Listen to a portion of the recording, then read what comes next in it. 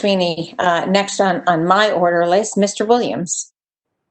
Thank you, Madam Mayor. Appreciate it. So, like everyone on this council, I would like to see this parcel developed. I'm one of the ones here who has voted on it twice prior to tonight. And to Mr. Sweeney's point, I think that this issue we're dealing with tonight is twofold. One has to do with this specific project, and the second one is a larger policy discussion about the town and how it's going to handle development moving forward, in my view.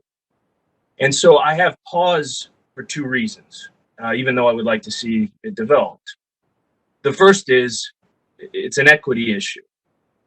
People who have developed or tried to develop in our town before have been told that West Hartford does not offer tax abatements, right? And so now we're going to do it in this case.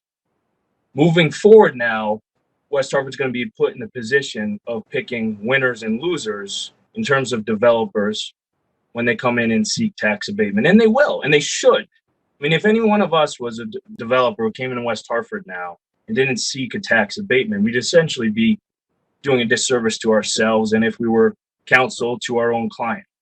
So that's a big policy shift, and one that is not insignificant because we are opening up Pandora's box. The second one is this. I believe, and I've expressed to all of you repeatedly, that I think the budget trajectory in town and the mill rate growth and the budget growth, even this year during COVID, $3 million is unsustainable.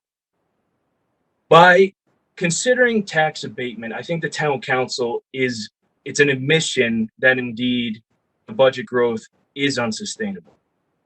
So what we're creating is a framework where rather than deal with the underlying issue, which is the exponential budget growth, we're resorting to treating symptoms, right? So we have a developer who wants to come in. We want them to come in. They can't afford it in part because of the tax burden. They ask for the tax burden to be abated so that they can invest in our town.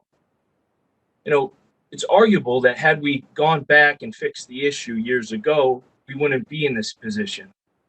And to me, it's remarkable that on the same night we're dealing with tax abatement for a developer, we're also having a resolution about affordable housing that talks about creating incentives rather than, again, looking in the mirror saying, what has the tax increases that we have brought and pursued year after year created? We're looking at ways to patch it up rather than fix an underlying issue. And so that's the framework I come to this issue with. Those are my comments. So thank you. Thank you, Mr. Williams. Mr. Winograd. Yes, thank you, Madam Mayor. And